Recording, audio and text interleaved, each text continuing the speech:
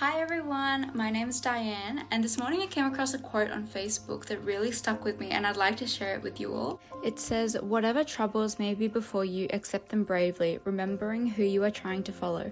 Do not be afraid, love one another, bear with one another, and let charity guide you all your life. God will reward you as only He can."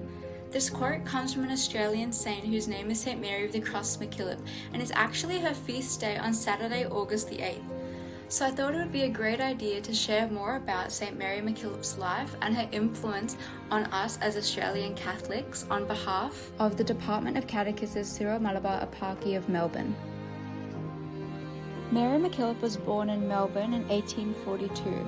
Her parents were both Catholic immigrants from Scotland. When she was 16 years old, Mary went to work to support her younger brothers and sisters and found a job as a governess on her uncle's farm. There she met a priest named Father Woods who would change her life forever.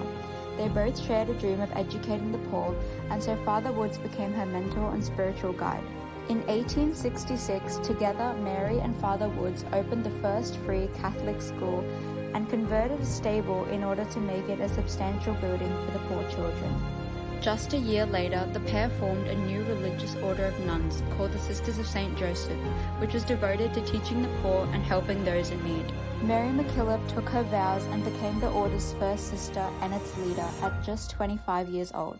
The Sisters of St. Joseph was the first Catholic order founded by an Australian. They vowed to live in poverty, own no property, and were committed to equality. These were central to the order's rule. Now the Josephite sisters are a large part of the Australian Catholic community. They continue to follow in the footsteps of Mary Mackillop and respond to places of violence, fear, and insecurity in our world by helping the poor and responding to those who are in need. Mary Mackillop continues to be a huge inspiration for all us Catholics, especially those living in Australia today. Mary Mackillop's motto was never see a need without doing something about it. This can serve as a huge inspiration for all us Catholics today. It's also an invitation for each one of us to live our life as she did and to continue to serve others without being asked to.